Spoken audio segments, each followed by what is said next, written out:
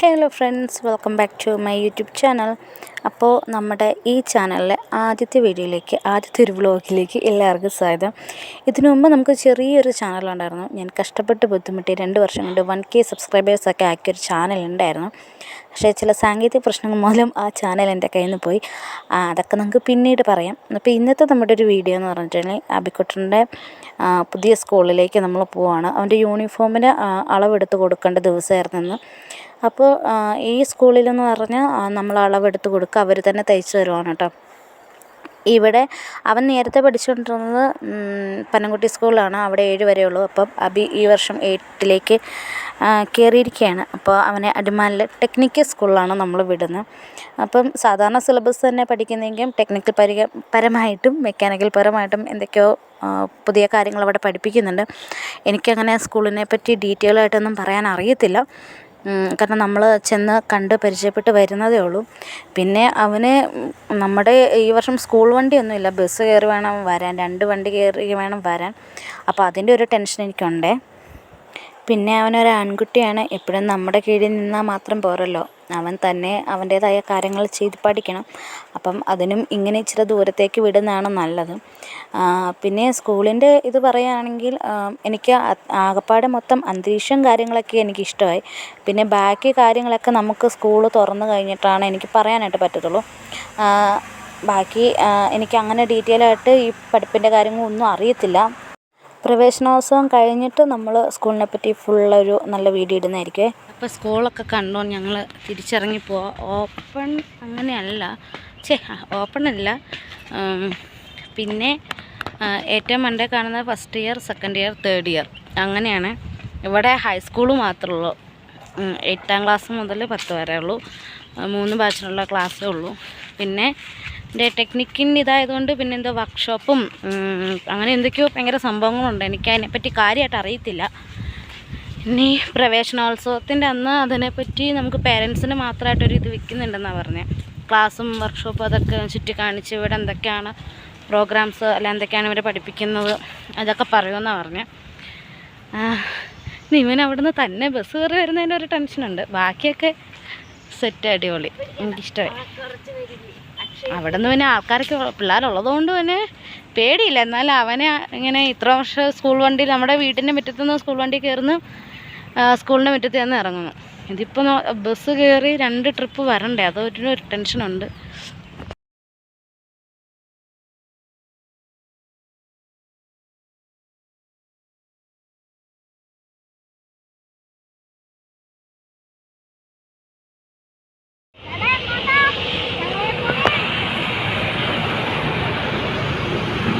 അതൊക്കെ ടൂറ് പോകുന്നുണ്ട്.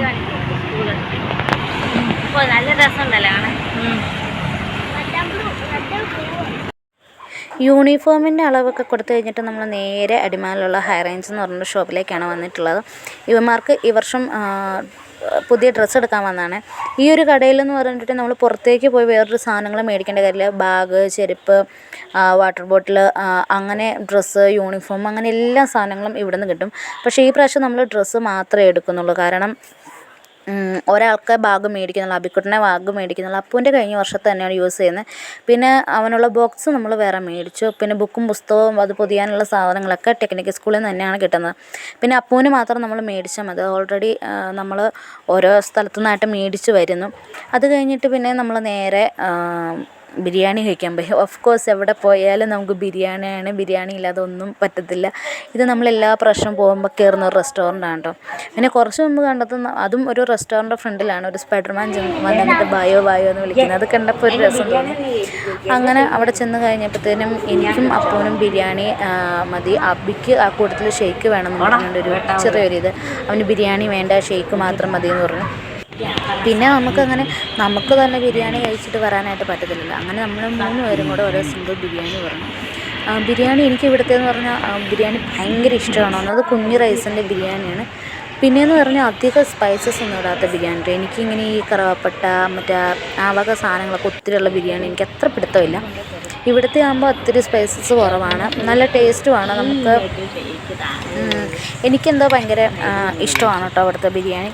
അങ്ങനെ ഞങ്ങൾ ബിരിയാണി കഴിച്ചു. പിന്നെ വേറെ കാര്യമായ ഷോപ്പിംഗ് ഒന്നുമില്ല കേട്ടോ. ഞങ്ങൾ നേരെ വീട്ടിലേക്ക് പോകുന്നത്. അത് കഴിഞ്ഞിട്ട് ഷേക്ക് ഞങ്ങൾ ഒരെണ്ണം മേടിച്ചിട്ടുള്ളൂ. ഒരെണ്ണം മേടിച്ചിട്ട് ഞങ്ങൾ 3 പേരോട് ഷെയർ ഇട്ട് കഴിച്ചു.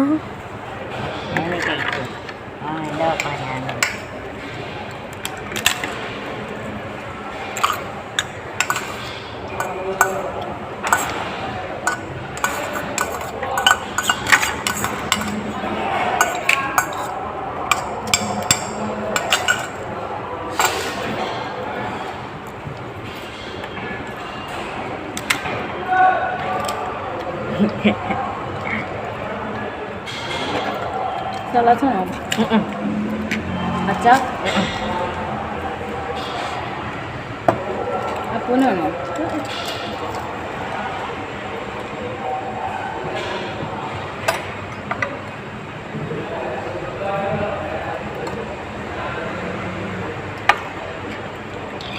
എൻ്റെ ഷേക്ക് താടൂ അടിക്കുന്നുണ്ട്.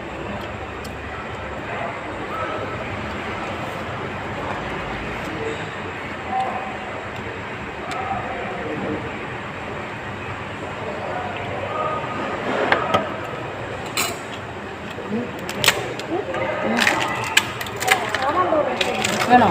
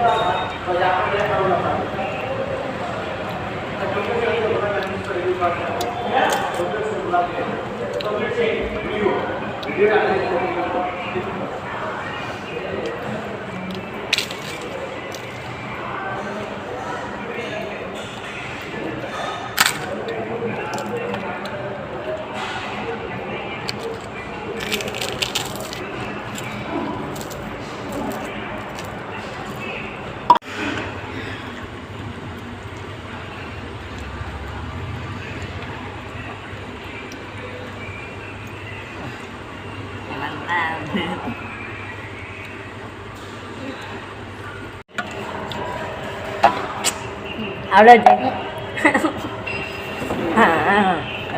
ഷേക്ക്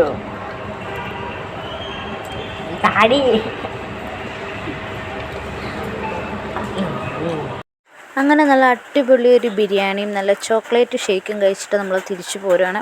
ഷേക്ക് ഒന്നും പറയാനില്ല. സാധാരണ എനിക്ക് ചോക്ലേറ്റ് ഷേക്ക് അത്ര ഇഷ്ടമല്ല, ഞാൻ കഴിക്കാറില്ല. പക്ഷേ ഇത് കിട്ടു സാധനമായിരുന്നു കേട്ടോ, എനിക്ക് ഒത്തിരി ഇഷ്ടപ്പെട്ടു. ഒരെണ്ണം ഓർഡർ ചെയ്തതിൽ ഒരു നഷ്ടബോധമൊക്കെ ഉണ്ടായിരുന്നു. 2-3 ഓർഡർ ചെയ്യാമായിരുന്നു എന്നൊക്കെ തോന്നി. പിന്നെ നമ്മുടെ കയ്യിലുള്ള ഇതൊക്കെ വെച്ചിട്ട് ഓക്കെ ആയിരുന്നു, കുഴപ്പമില്ല. അങ്ങനെ നേരെ നമ്മൾ വീട്ടിലേക്ക് പോന്നേ. കണ്ടോ ഞങ്ങളുടെ ഇവിടുത്തെ ഞാവൽപ്പഴം പഴുത്ത് കിടക്കുന്ന കണ്ടോ, കാണാവോ? കണ്ടോ, കുറേ ഉണ്ട്.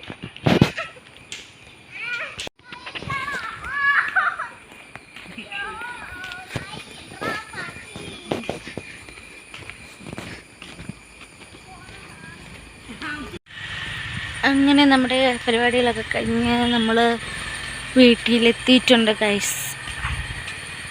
അപ്പോൾ ഇന്നത്തെ വീഡിയോ ഇത്ര ഉള്ളൂ. ഇഷ്ടപ്പെട്ടെന്ന് വിചാരിച്ചാൽ ഇഷ്ടപ്പെട്ടെങ്കിൽ ലൈക്ക് ചെയ്യുക, ഷെയർ ചെയ്യുക, സബ്സ്ക്രൈബ് ചെയ്യുക.